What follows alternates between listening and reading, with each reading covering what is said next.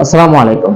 যারা 2024 শিক্ষাবর্ষে জাতীয় বিশ্ববিদ্যালয়ে ভর্তি পরীক্ষা দিয়েছো তাদের জন্য আজকের ভিডিও খুবই গুরুত্বপূর্ণ। তোমাদের জাতীয় বিশ্ববিদ্যালয়ে প্রথম মেরিট দেওয়ার পরে দ্বিতীয় মেরিট কবে দিবে ইনশাআল্লাহ এই ভিডিওতে আমরা বলে দেব। তাই যারা দ্বিতীয় মেরিটের জন্য অপেক্ষা করছো এবং প্রথম মেরিটে সাবজেক্ট পাওনি তাদের জন্য এই ভিডিওটা দেখা খুবই গুরুত্বপূর্ণ। কারণ আমরা ইনশাআল্লাহ বলে দেওয়ার চেষ্টা করব যে দ্বিতীয় মেরিটে কারা কারা সাবজেক্ট পাবে এবং কে কোন কলেজে চান্স পাবে অবশ্যই আমরা বলে দেওয়ার চেষ্টা করব।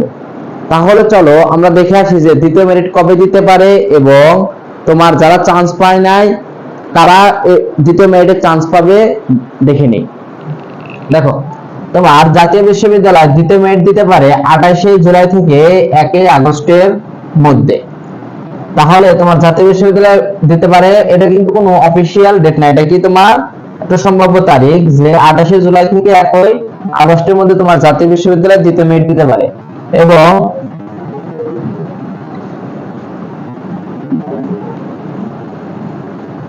তোমার প্রথম মেরিটে প্রায় তোমার কত, প্রায় 50% স্টুডেন্ট ভর্তি হয়েছে। প্রথম মেরিটে তোমার 50% স্টুডেন্ট ভর্তি হয়েছে এবং প্রায় তোমার 50% সিট ফাঁকা আছে।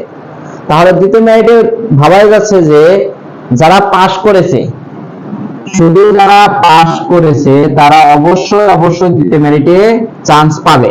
এখন তুমি যদি জাতীয় বিশ্ববিদ্যালয়ে যদি চান্স পাসই না করো তাহলে তো তোমার দ্বিতীয় মেরিটে তোমার কি চান্স পাওয়ার সম্ভাবনা নাই, যেহেতু তুমি পাস করো নাই।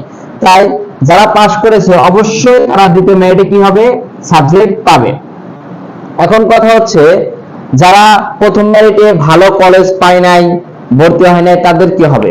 যারা প্রথম মেরিটে ভালো কলেজ পায় নাই, ভর্তি হয় নাই, তারা দ্বিতীয় মেরিটের উপর তোমার ফোকাস রাখবে যে দ্বিতীয় মেরিটে তারা চান্স পায় কিনা। তাহলে তোমাদের দ্বিতীয় মেরিট দিতে পারে 28 থেকে 1 আগস্টের মধ্যে এবং চান্স পাবে, দ্বিতীয় মেরিটে চান্স পাবে যারা পাস করেছে ইনশাআল্লাহ প্রায় 100% স্টুডেন্ট চান্স পাবে। এবং তোমার দ্বিতীয় মেরিটে কোন কলেজে তুমি চান্স পেলে অবশ্যই কমেন্ট বক্সে জানিয়ে দেবে।